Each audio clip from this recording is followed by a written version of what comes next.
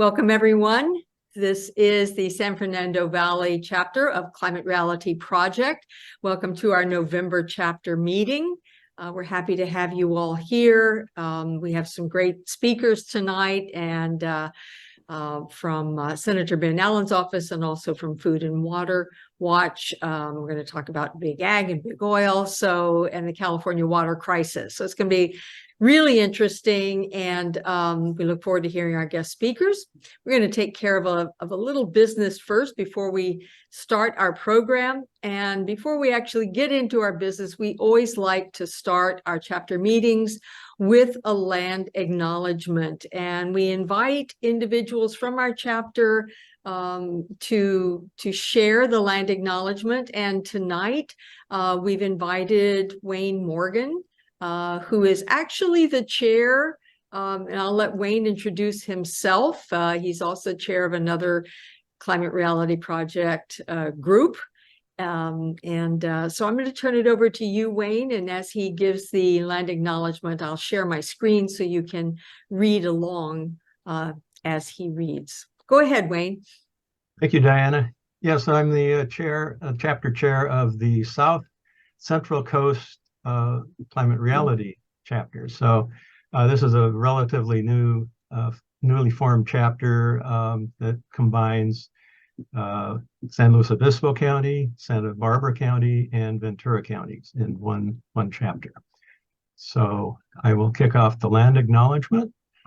A land acknowledgement is a formal statement that recognizes and respects Indigenous peoples as stewards of this land and the enduring relationship that exists between Indigenous peoples and their traditional territories.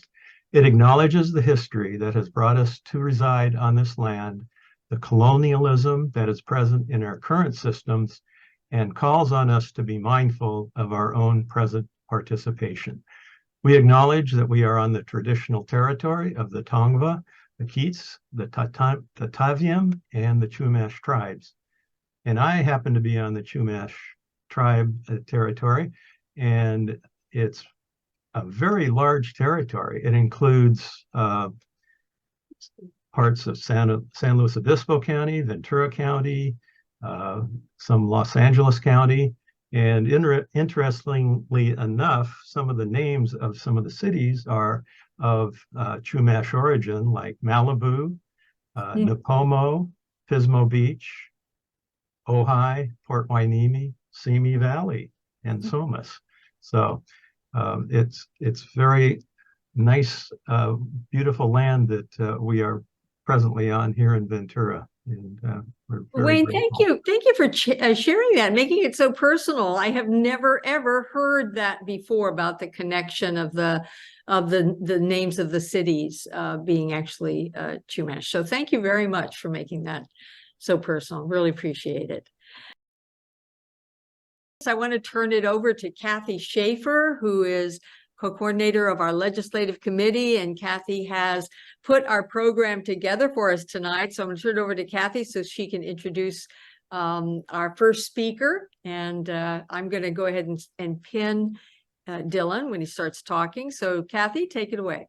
Okay, thank you. So as Californians, we sometimes have very short memories about water. We are worried and scared when we're in the middle of a years-long drought, but as soon as we get rain, everybody seems to think that, everything's all right again. So we know in our head, we know that's not true. So we do need to always work on changing our mindsets and how we use water, and we need to have proactive policies and plans in place. And this is why we have our great speakers tonight. So we will start with Dylan Elliott. Dylan is a legislative aide to California State Senator Ben Allen. He covers an array of environmental policy areas, including lead advisor to Senator Allen in his role as a member of the Senate Natural Resources and Water Committee.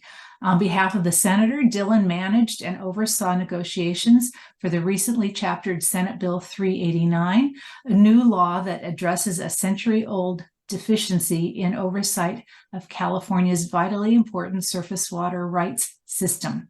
Beyond his work in the environmental space, Dylan handles policy relating to health, human services, telecommunication, technology, and governmental organization. Just a few things. So welcome, Dylan. Thank you. Appreciate you having me. Thank you very much, Kathy. And I should say, I want to begin by passing along a thank you from Senator Allen, who obviously couldn't be here. So unfortunately, you all are stuck with me for a little bit. But he did want me to extend his thanks, both for the chapter support of Senate Bill 389, but also for just the important general climate work that you all are doing on the breadth of environmental issues that you handle. Obviously, Senator Allen being the chair of environmental quality, these are issues very near and dear to his heart. So. As Kathy shared, my name is Dylan Elliott. I serve as legislative aide to Senator Allen up in Sacramento, which is where I'm calling you all in from now. And a lot of the work that I do for him is, believe it or not, spanning natural resources and water issues.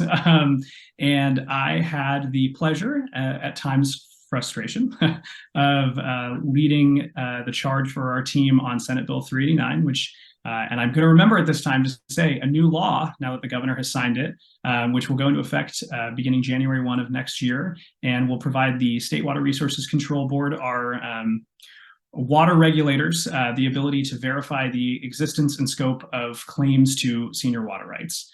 And before getting into the actual mechanisms and functions that are contained within Senate Bill 389, it's probably valuable to start with just kind of a baseline of our very complicated and unfortunately at times often illogical structure that is California's water rights system.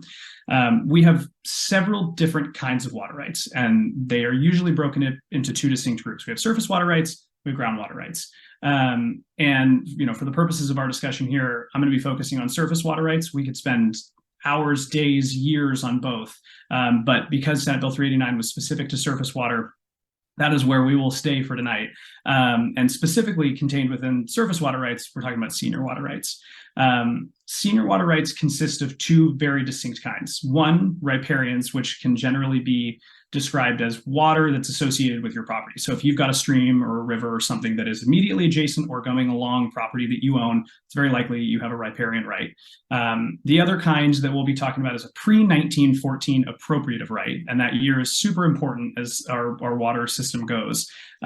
Those are appropriative rights, generally are water rights that you divert water from a stream system for another purpose.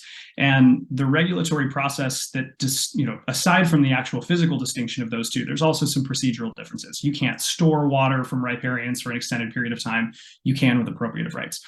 Riparians are some of the most senior because of the nature of the fact that they're property, but a lot of the water that we have diverted within the state, especially up here in Sacramento, which is where a lot of these senior water rights are, outside of the Colorado River, is a pre-1914 appropriative rights more predominantly. And the reason we have that distinction is because 1914 is when the state of California passed the Water Commission Act, which, well, a little earlier, in fact, and it often is confusing. 1913 is when we passed it. It went into effect in 1914. And if you had a claim to water before 1914, we just sort of grandfathered you in and said, okay, it sounds like you probably have a claim to water. It's 1914. It's a different, hydrological landscape, ecological landscape, certainly environmental landscape, and a very different population landscape. So we just said, for all of you folks that are using that water, we're going to leave you be. If you're asking to divert water from this point forward, you have to get a permit and go through the Water Commission, which is today the State Water Resources Control Board. Prior to that, we just didn't have an operative system. You had a lot of miners coming in. It was gold rush era. In times you had people harming each other over water, significant disputes. It was not an operative system. So we did the best we could at the time, no shame having my fair share of experience now in the Capitol and understanding the influences that go in a variety of directions. I'm sure it was really hard just to get this thing done 110 years ago. But unfortunately, we are seeing the ramifications of it now, that it's just not a sustainable plan moving forward. California follows what we call first in time, first in right. And that's not specific to the state of California. There's a lot of states that follow that, but it sounds exactly as it is. In times of shortage, if you got there first, you're asked to cut back last. So if your water right was permitted in 1950, you're going to have to cut back a lot more than someone whose water right was permitted, in fact, not permitted, but a water right claimed to the date 1911. And that becomes really central to the broader conversation over water rights and SB 389. Because while senior water rights, and especially those pre-1914 folks, are super protected because of their seniority status, contrary to a lot of other states that have even a remote, and none have a water system that operates the way our state does. It's like you might as well equate it to like a Russian doll system. We just kind of kept building off of it to try to incorporate folks that were having, the groundwater issues we had to deal with at one time. Okay, well, if that's going to be confusing, we'll just have to figure out how to work that into the existing system. So we just sort of stacked and stacked and stacked. And all that time, the one thing we've definitely not done that a lot of other Western states is we've never asked pre-1914 appropriative users or riparian users to prove their water right. So not only are they protected by seniority, but they also have never had to bring forward documentation proving their right. And as the state faces increased drought, water shortage, as Kathy said, which is becoming all too frequent, and unfortunately, this last year made it more challenging to, I think, get people to understand the severity of the issue here, because we did have so much rain. It has become so challenging for the water board to do this job, as Senator Allen likes to say, this arguably sacred task of protecting what is arguably our most vital natural resource, the lifeblood of the world, and account for future diversions and new permit requests when they have to consider these diversions that they lack sufficient information about. In fact, ironically, the extent to the information that we know about senior water rights at this time is pretty much entirely self-reported. So they have to file every so often statements of diversion and use, which basically say, well, this is what we're using it for. We're continuing to use the amount of water that we said we were using in 1898. And all of that, now that we've got kind of a landscape groundwork built out, is what brings us to SB 389. So I think it's important to mention that the policy that was contained within the vehicle that is SB 389 came from a report that was done by a group of water attorneys, experts, that were all organized through an environmental advocacy organization, the Planning and Conservation League, PCL. I'll refer to them from this point forward. They were our sponsors for the bill. In fact, I'm sure that Kathy's probably talked to them. They spent a long time putting together, I think it was 12 recommendations to even try and get our heads around how we're going to reform what, I think Ian James in the LA Times called a broken water rights system. And that's probably not far off from a fair description. And this year, SB 389 was one of 3 bills introduced based on those recommendations. Unfortunately, or fortunately, depending on which side of the aisle you're standing on for this issue, SB 389 is the only one that made it to the governor's desk and received his signature. The other 2 are currently still alive. They're in Senate Natural Resources, of which Senator Allen is a member. We are trying to help in ways that we can with those bills, but what the future of those is a little uncertain right now. So at least we got this win, but 1/3 of the 3 introduced is still a frustrating thing for us to get our heads around. That all comes way after the time at which Senator Allen decided to introduce the bill. And frankly, it didn't take a whole lot of convincing for him. In our minds, and it still continues to be this is a basic good governance bill that's focused on enforcing property rights rather than changing our entire water system. And there's something to be said for the fact that our water rights system relies on a period of time where, tribes were not considered in the rights that were given out. This is, how many decades before even Jim Crow, right? This is a totally different world we're talking about when we're giving out vital property rights. But it's the system we have right now. And given the challenges we face with 389, it's a big step forward. But all this was intended at doing was saying, if you have a right that you're claiming, you should just have to prove it. And that's exactly what the bill does. So 3 distinct characteristics, I think, explain it. 1, it certifies that the board has the ability to enforce state law regardless of the kind of right that we're seeking to enforce. There's some court cases that have allowed or said that the board already has this authority. The problem is, and again, to reference it, there was an LA Times article yesterday that forgive me for not remembering who it was the quote was from, but they said it's a good time to be a water attorney. And I read that and audibly laughed out loud, because it's just so true. Because this is such a broken system right now, everything has to get adjudicated in court.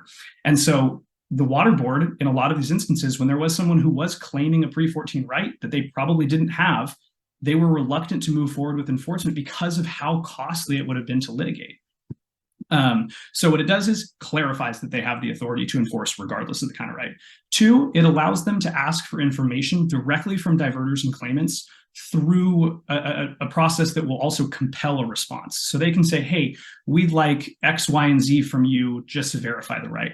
And in unfortunate and probably few instances, if the person's either not responding because they don't have a right, or the evidence that they're presenting is not adequate enough to prove it, the board can then move forward with a trespass, which is the existing authority they already have for any kind of right, someone who is literally stealing water. So those three pillars surmise the bill and say, we are aligning this to the existing structure, given to permitted rights after 1914, that if you are stepped out of bounds and you are stealing water beyond what you are authorized to do, the state needs to act on that. And frankly, by providing the board with the ability to ask for proof of these rights, they are able to make more informed decisions that benefits everybody, regardless of the right. It doesn't, if you're a senior water right holder and you have the proof to verify that, and someone else is stealing water, that hurts you too. This is not it helps pre-14s, it hurts pre-14s, it helps post-14s, it helps everybody. This is a more manageable system now. And so one of the big things that we've tried to reiterate many times and had to many times with the opposition say is that it is not an overhaul of our water rights system, but it's intended at making it operate the way it's supposed to. And not to be dark or pessimistic here, but before we run out of time to fix it, before this does become a problem where we can't collaborate more, thoughtfully. And I think that is a good segue into the actual process of dealing with the opposition. When we introduce it, we knew it was going to be a challenge. This issue, obviously this has been in code for, I don't know when the particular code section we amended was written, but this is a 110-year-old issue, a little over that, in fact. And substantive change to senior water rights is a political third rail. Water is not a sexy issue. It doesn't grab headlines. It's not something that, politicians or prospective politicians are running their campaigns on. And senior water rights are held by powerful entities comprised of agricultural, business entities. And in fact, some of the biggest cities in the state have pre-1914 water rights. And please believe me when I tell you, we heard from all of them. And what amounted was an opposition comprised of over 100 individual entities that all collaborated together to say, this is a problem for us. And with respect to them, because we ultimately did figure it out, they were advocating for a continuation of the status quo. Threw everything at us from, this is going to reduce housing availability. It eliminates our due process. This is courts coming after us. It undermines the certainty of community water availability over time. And in fairness, I do understand some of their concerns, and I'll get into that a little bit. But ultimately, after they realized that we weren't going to go anywhere on this issue, that we really, Senator Allen believed in it, they sat down at the table with us. Through several months of effort, we were able to reach some compromise. Unfortunately, there was a few pieces from the original bill that we introduced that we did have to take out, such as the case with compromise. One was pertaining to an issue over forfeiture. A California appellate court case a few years ago took what Senator Allen and myself as well believe is a pretty clear section of code that says if you don't use a water right or the full extent of a water right for a period of 5 years of time, you forfeit whatever portion you didn't use for those 5 years. But this appellate court said only in the case that you don't have a competing claim to that water. And a competing claim cannot be the environment. It would have to be another user or another public good that would say, I want that water for these reasons, and they would file the case. So what we tried to do in the bill was say, you don't need to do that anymore. It doesn't require a competing case. As Senator Allen loves to say, salmon can't hire attorneys. So if someone's not using the water, which, if they're not using it, it's staying in the system. That's not really how it ultimately shook out. But we had to drop that piece from the bill. And there was some additional, guardrails that the former opposition folks wanted to see added in, like that the executive director of the State Water Resources Control Board had to authorize some of these information requests, that there was a select scope of information that they could ask for, and then some very specific due process outlines saying if they are to go after a trespass, is it going to operate within the existing structures of the water board, which throughout the process, the answer was yes, but we made that a little bit more clear by adding some clear references to other sections of code. As I said earlier, I do understand where they were coming from to an extent. We're talking about century-old water rights. They've leaned on as a source of economic necessity. They've been relatively untouched. They've been relatively unbothered. But, and we've said this to them many times, Senator Allen has said it on the Senate floor, and we certainly said it to them in our closed-door discussions, we appreciate them ultimately seeing the need for this change. Status quo might provide some comfort for them, but it's not sustainable in the long term. And I hate to speak for them. I think they know that. I think that's what really got them to the table here to say, this is ultimately going to have to change, so we may as well engage now and try and do this in a productive, collaborative manner. And truthfully, for many of them, I feel pretty confident that the necessary documentation needed to support their claims, they have. I mean, for example, the city of San Francisco relies on a water right from Hetch Hetchy, which is in the Yosemite area. It's a senior water right. I have to imagine that the city of San Francisco has some pretty clear documentation to defend their water right. This isn't a new thing. Someone else could have challenged them before in a legal proceeding and said, we don't think you have it. We've now allowed the water board to do that explicitly, but they've had this documentation. They have attorneys that are more than capable of defending this. So there was a piece of me that has always felt like this was a little bit more drummed up than necessary, especially on some of the bigger folks. And the instances where this bill is going to lead to an enforcement action are likely focused on cases where the water board is pretty darn sure someone's stealing water under an unauthorized claim. And before its signing, the board had one hand tied behind its back just to go after the worst offenders, like I said. And again, that hurts everybody. So looking ahead, this is a good governance bill, ensuring that we're enforcing water law as intended under the current framework. And the future surrounding our water system, again, our most valuable natural resource, is going to require collaboration from everybody. Our hope is that SB 389 success serves as not only this big policy win that we close this long-standing century-old loophole, but it also, I think, it hopefully can serve as an example that it is possible to get what otherwise may be competing interests to the table, and we can move the needle in a way that benefits everybody, including the environment, including local governments, including water rights holders and economic interests, and that this isn't something that we just need to throw our hands up and hope for the best, that we really can do this in a thoughtful way. And so I'm appreciative for you all having me to explain that, and I am more than happy to answer any questions. Thank you, Dylan. My brain hurts thinking about your job. We had fun. I got to learn a lot about water learned a rights. lot. The great thing is we have a lot of attorneys that are very helpful, and I am not one of them, but my goodness, you should talk to some of those people. Oh my gosh. Well, I think Diana's going to open the chat, and I have a start off question for you. Having all this knowledge that you have now, what do you see as the next big, if there ever will be big water legislation? What would be your dream bill? My dream bill, I mean, it's hard to say, right? I think there are some fair criticisms to the first in time, first in right principle. There has certainly been discussion around, do we throw that out? I think that would be really hard to do at this point. If what I think is more necessary is to figure out how we can make this a more inclusive process, right? Like the tribes who use that water initially, that were not included when we established the current water rights system, what do we do to ensure that those folks have the water that they relied on long before miners were here trying to get gold out? And if that's trying to amend the whole system, that would frankly be a conversation for the attorneys that we worked with. I think it's things like SB 389 that are going to get us to move the needle here in a productive way. And like I mentioned, the other two bills that are currently making their way through the legislative process, I think those are good starts. One of them, AB 1337, would apply curtailment orders to everybody. Right now, court law says that if the water board tries to curtail a senior holder, that doesn't apply, that they don't have curtailment authority. They can only curtail those they've permitted. That doesn't make any sense. Everybody's using the same water. It should apply equally. AB 460, another one of the bills authored by Assemblymember Bauer Kahan, would increase the enforcement penalties that have been there for too long. I mean, quite literally, the case it's built on was a guy up in Shasta who was stealing water. And when they called him out on it, they said, hey, you're stealing this water. He said, yeah, I am. What are you going to do about it? You're going to charge me the current enforcement penalties? They're a joke. I'm going to split them amongst 8 people. We're going to each pay, I think it was like something like $250 each. So I think there's some really common sense ways that we can make the system better before we got to throw out, the whole bathtub basically. But, we'll see what the political landscape looks like. So my dreams, a year ago, I might have had a different answer for you, but now seeing the landscape, maybe it's a little different. Great. I think we have time for Pam's question. What will be done if big water users cannot produce proof of its rights? Well, I mean, it depends. Again, like I said, the big water users, I feel very confident, have that proof. If they've been using that water for a century and they don't have documentation, respectfully, that's irresponsible. That's not wise property, responsibility.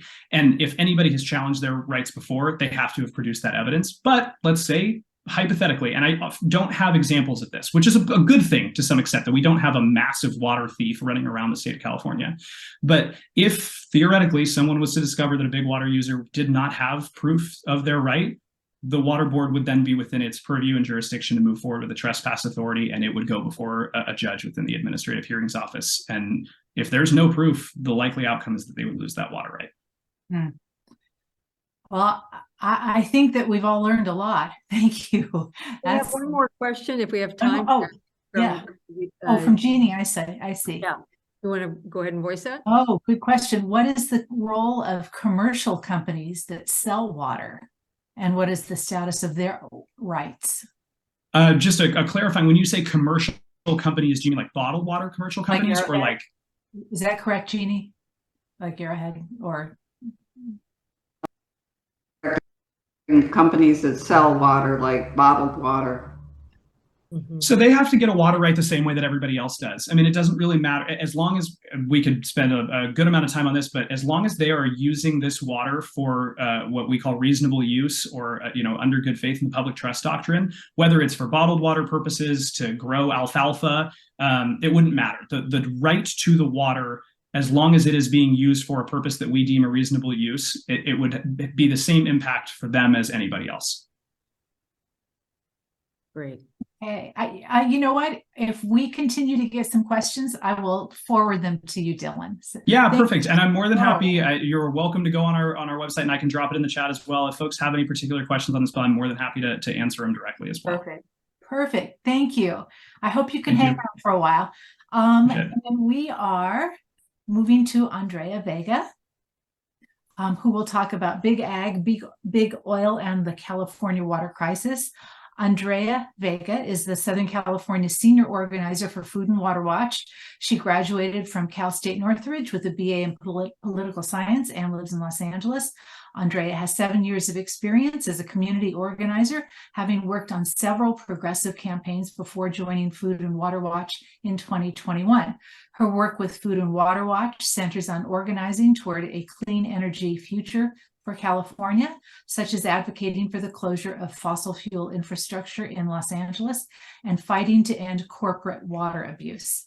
So thank you for being here, Andrea. Yeah, thank you so much, Kathy.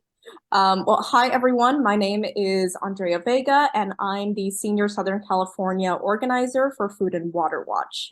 I grew up in LA County, in the Santa Clarita Valley, and I'm a proud resident of the San Fernando Valley.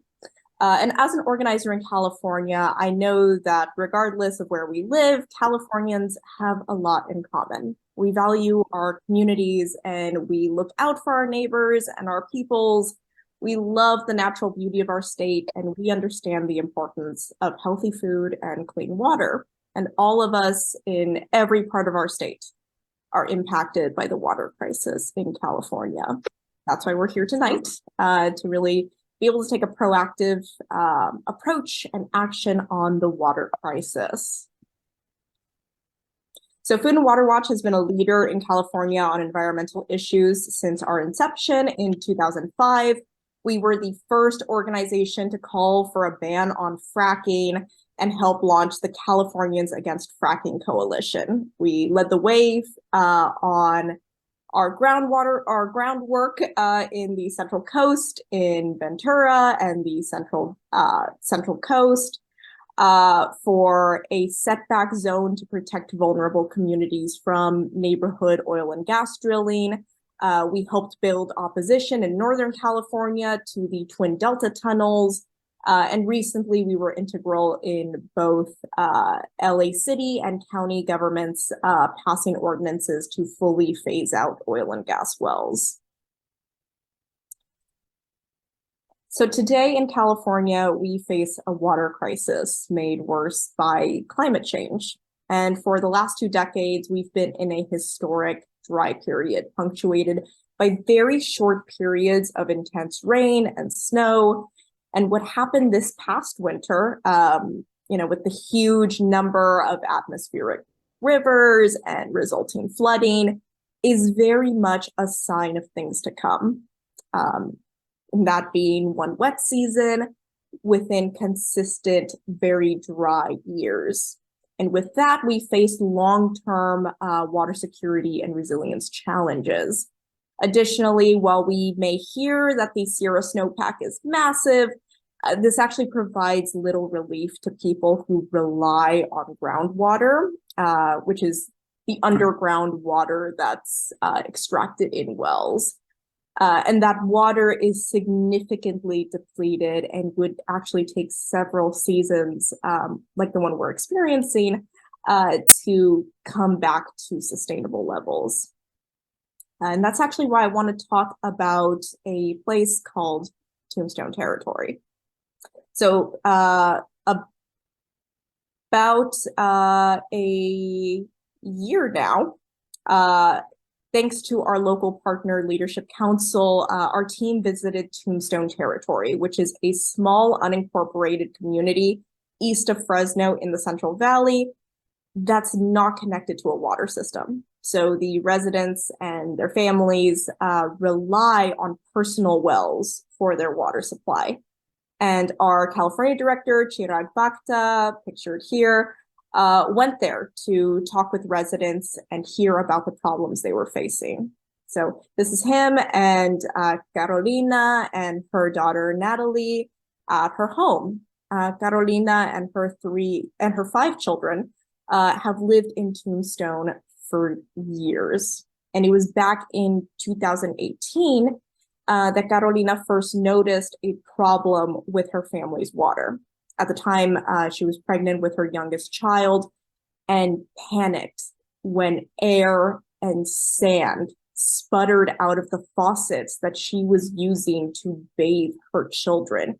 She had no idea what to do or what was happening, but soon she discovered that her well had run dry. Carolina's family did not have a water source for drinking, cooking, washing dishes, doing laundry, bathing, or flushing toilets. And Carolina told our California director that losing your water alters every aspect of your daily life. And she's sharing her story to get people around the state to pay attention to small communities like Tombstone Territory and to get people in power to do something to protect their water. So this is her message to elected officials and decision makers like Governor Newsom. I want them to touch their hearts, for them to give us the value that we all deserve as humans. And in California, we've actually passed a resolution on the state level signed by,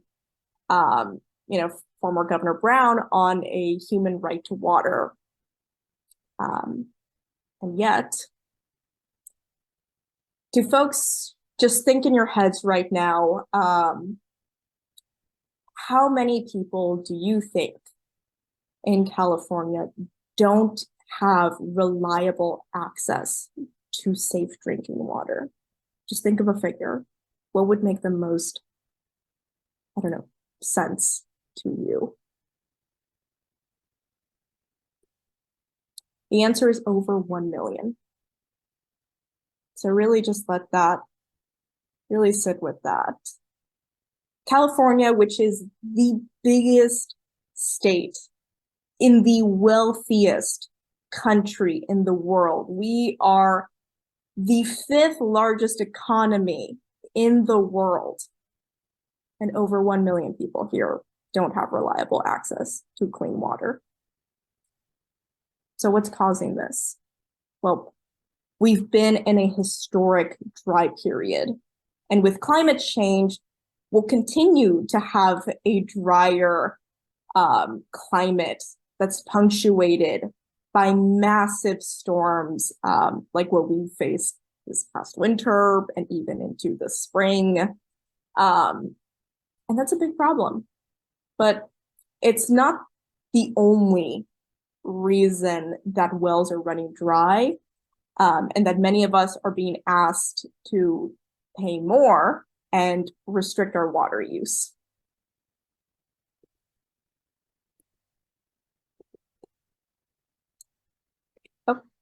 So The vast majority of water used in California is actually used by just a few industries. We'll start with oil and gas. Fracking and extreme oil extraction use about 1 billion gallons of water each year. Not only is most of that water polluted and not able to be reused, but the process of extracting and burning oil and gas is fueling climate change and our water crisis. By far, the biggest water user in California is agriculture. 80% of California's water goes to agriculture, and most of that goes to industrial farms. We need, of course, a thriving agricultural sector to be able to produce food for people to eat. But not all farms are created equal. Two of the biggest water users are dairy factory farms and irrigation for tree nuts and alfalfa. So mega dairies are large factory farms with over 500 cows, and they require a huge amount of water. Our latest report found that it takes 142 million gallons every day to maintain these mega dairies. And that water is just the amount given to cows for drinking and to wash cows and buildings. This doesn't even include the water used to irrigate cattle feed like alfalfa. And to put this in perspective, 142 million gallons of water is enough to cover the daily indoor water usage for every resident of San Francisco, San Jose, and San Diego combined. That's over 3.1 million Californians.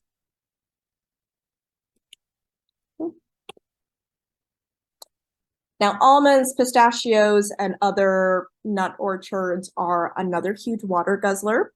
Almonds and pistachios take up over 2 million acres of farmland, and tree nut production requires 1.5 trillion gallons of water per year. Most of the almonds in California are grown in very large industrial operations, and most of the crop is exported overseas. Alfalfa is another water-intensive crop. Now here's an outrageous example of the problem. So in 2016, Saudi Arabia banned the growing of livestock feed, which included alfalfa, because it used too much water. So a Saudi company called Fondamonte Farms bought 15,000 acres of California farmland to grow alfalfa and ship it back to Saudi Arabia. So just like with almonds, these corporations are exporting California's water and shipping it around the globe. Here's a chart showing the growth in almond planting just over the last 2 years. There were about 2 million acres dedicated to growing almonds and pistachios as of 2021. And this is a 78% increase from just 4 years earlier in 2017.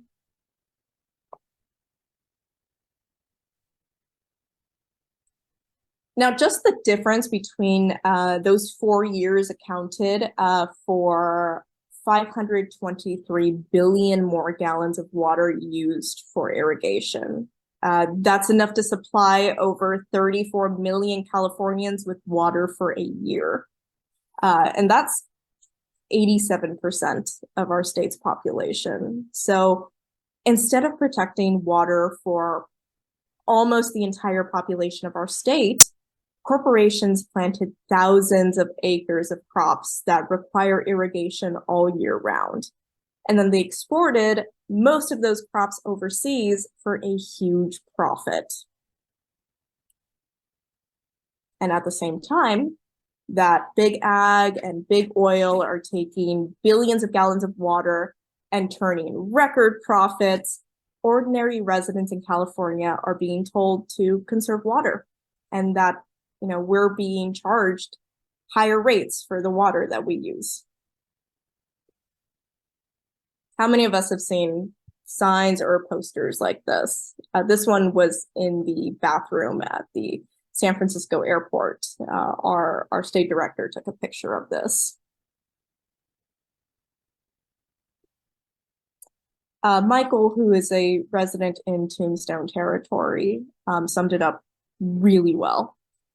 He said, they're telling us to cut back, but here they're allowing these farmers to plant more almonds. It's not fair. So now we can see the root of the problem. California's water crisis is a result of corporate abuse by big ag and big oil, and the climate crisis that is caused by digging up and burning fossil fuels. So what can we do about it? Well, the good news is that our governor, Gavin Newsom, has the authority to stop the practices that are doing the most damage to our water. We need to completely move off of fossil fuels and factory farms. But as a first step, we have to stop these industries from expanding. Through executive action, the governor can declare a moratorium on new oil and gas drilling, new mega dairy factory farms, and new alfalfa and almond planting. And the governor can and should immediately pause the most destructive practices that are already using tremendous amounts of water. These three actions would save hundreds of billions of gallons of water each year and reduce the pressure on groundwater resources in the Central Valley, where so many wells are running dry. And ending oil and gas drilling is a critical step to moving our state off of fossil fuels and addressing the root causes of the climate crisis. Every single one of our neighbors and community members deserves water they can rely on. Climate change makes it especially important that we make our food and energy systems more sustainable and resilient. And that's what Food and Water Watch's Protect California's Water campaign is all about. We just launched this campaign earlier this year, and it's extremely timely. And to really be able to win this campaign, to really be able to protect California's water for everyone, you know, we're going to be going up against some of the most powerful corporate interests in our state. So, you know, how will we really force Governor Newsom to put the interests of ordinary Californians first? Well, we do it by getting organized. So later on, I'll be putting in the chat some resources on how to get involved. We do have a petition that is circulating that we hope to bring to Sacramento next year. And we've already been getting just thousands of signatures across the state, as not just our staff, but volunteers from all over the state have just really taken the initiative and reaching out to their community members. We also encourage folks to, of course, be a community educator and be able to present to you know, chapters and organizations all over the state about what our movement to protect California's water is. And then, of course, joining our California volunteer team and joining in on our meetings.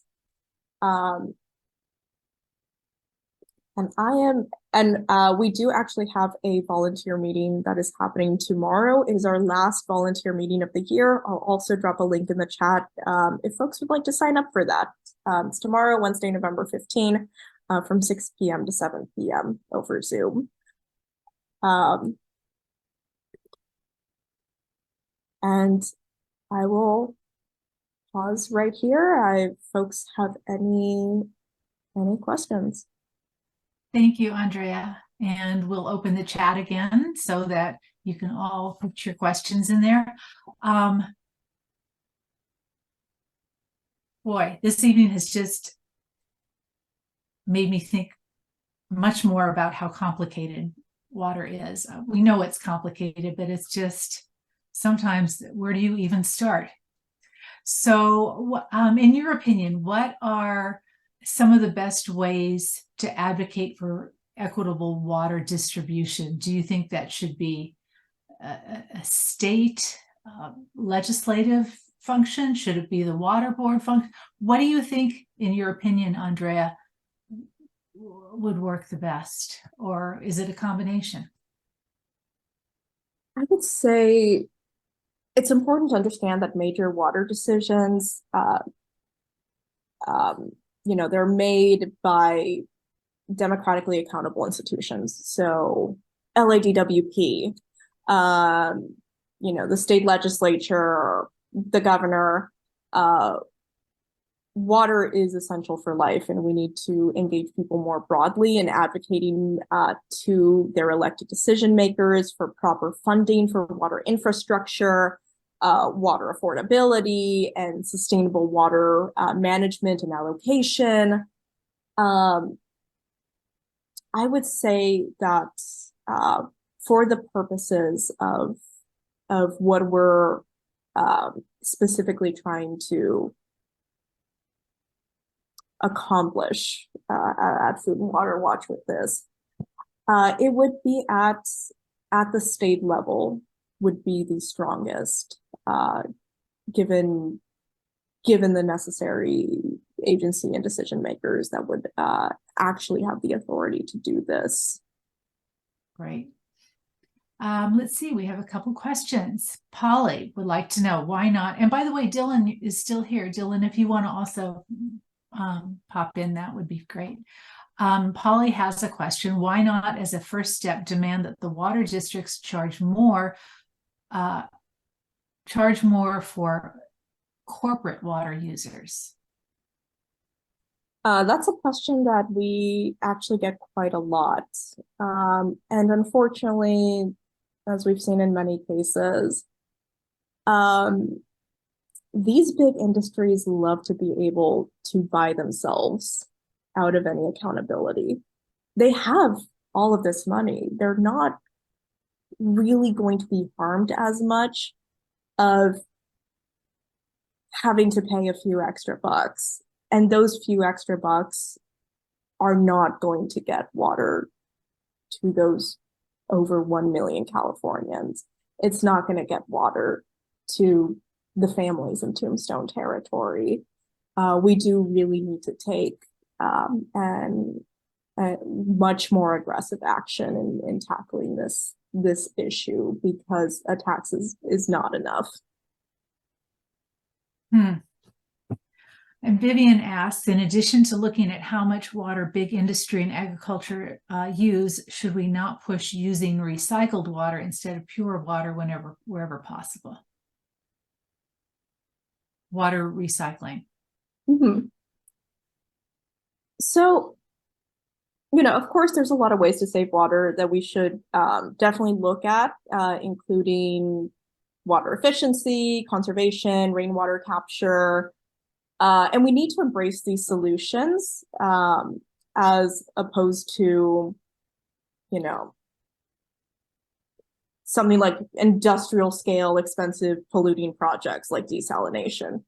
But really at the macro level, we need to address the root cause of our long-term water problems, which is the massive amounts of water that are going to corporate agribusiness, which is just growing these high amounts of water intensive crops and factory farms and fossil fuel industry, which is driving our climate and water crisis. So that's why we're focusing really on these industries and to realign our water policies with a much more long-term climate future, which will include longer dry periods that's punctuated by intense wet periods like what we're experiencing now. And Terry, and I think we've all noticed this when we drive up to Northern California, the number of almond trees is crazy, and for almond milk, is that one product that's driving all of this, or is it a combination? I would say it's really in general with almonds, both just, you know, just raw almonds that's used for almond milk. I'm much more of an oat milk gal myself, because it is actually just you know, it's far less water intensive. And yeah, it's for the industry. They do want to push almonds as like it's climate friendly, when in reality it's just having a devastating toll on our land and water and climate. Kathy, I have a couple of questions for Dylan that I wanted to bring up. Terry asks, are there any time limits on water rights, or is this indefinite? I think that's a good question. So no, I think is the short answer. I think there are circumstances in which, so to use water, you have to be doing it for reasonable use. And if it's for a community that you're scaling, if you get to a point where, perhaps that's a bad example. If you're using it for an agricultural purpose and you stop using it for that agricultural purpose, you return it.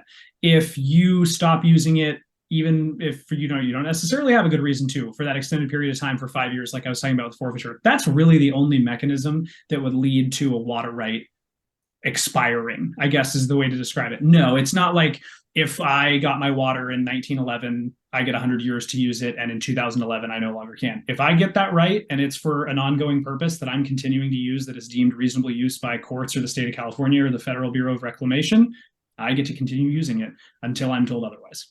Just a quick add-on, because there was another question. Does water right sell with land sales? So if somebody sells the land that had water rights, does that automatically go along with the land sale?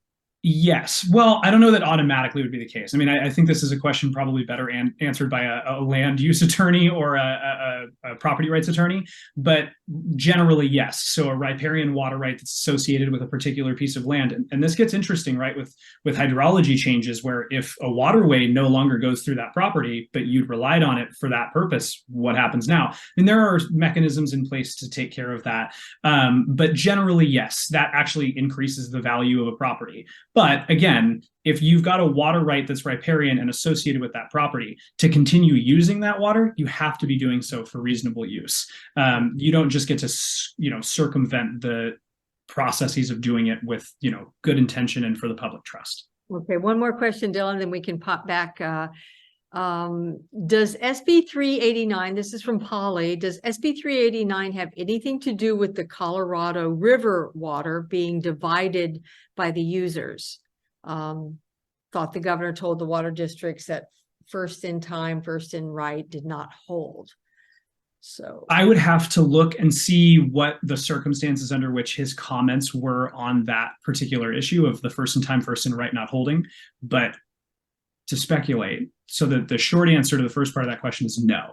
Colorado River rights are governed by the Federal Bureau of Reclamation. They are federally authorized rights that the state of California does not have any real oversight on. We certainly get a seat at the table for the negotiative processes that take place when we are doing Colorado River adjudications. It's funny, you mentioned Imperial Valley, for example. I don't hold me to these numbers, but I think they get something like 3 million acre feet a year from the Colorado River. The state of Nevada gets like 300,000. That's all Colorado River, U.S. Bureau of Reclamation. Those would not be governed by SB 389. There is an argument to be made that you could try to go to court. Speaking personally, I don't think that would hold up. But as far as the first in time, first in right comment from the governor, like I said, I'd have to know what the context was for that. But my guess would be that there's probably some distinction at the federal level that now no longer applies the first in time, first in right process of California, given it's a state suing Imperial Valley. okay. Kathy, I think I- you have questions. I have a quick question for both of you, I think maybe. There was a bill last year that did not pass, and I don't remember the number. It had to do with prohibiting foreign entities. Andy, help me out. Prohibiting foreign entities from purchasing farm. 224, it's Hurtado. She's done it multiple times. And why can this not get passed, or should it be passed, in your opinion? It's hard to answer because I don't remember the nuanced details of the bill. I mean, there's always components to it that can make it, I think the concept is important, right? And there's another issue that there's another bill. I think it's, in fact, we had one before that was a water bill, SB 1205. I think Assemblymember Bauer Kahan has another AB 1205 this year that deals with something similar. It's not allowing private equity to purchase water rights and basically hold them like stock and then sell it when it becomes more affordable in drought years. Or, I'm sorry, more profitable in drought years. So as far as like the outside entities coming in and purchasing, it's an issue that we need to talk about. Arizona recently, I think it was Arizona, maybe it was Nevada. One of our neighboring states near adjacent by us said that we can't continue, or they won't allow foreign entities to continue selling alfalfa to shipping it back to their states or their nations. And I think this is a piece we need to talk about. It was a bigger issue in their state. There was a big LA Times piece. I think I referenced the LA Times 3 times tonight, guys. I promise I'm not sponsored here. But it's an issue we should talk about. As far as the individual Hurtado bill, I don't remember what the nuance of the language or what was contained within it. It's more, this is something we should be cognizant of as we move forward, that we're not getting taken advantage of. Wow. I see a question earlier from Nikki for, this is for you, Andrea, for what policies does Food and Water Watch promote for reducing water use in ag? What policies does Food and Water Watch promote? Yeah, so what we promote is for there to be a moratorium first on any new mega dairies, factory farms, large scale tree nut production, alfalfa.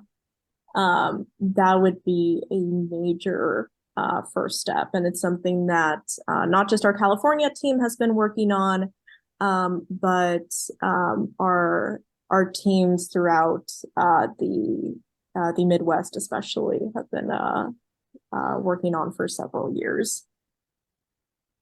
Mm-hmm. Great.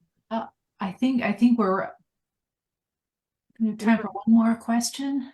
We have a few more in the We have a chat. few. Yeah, I just don't know if we have time.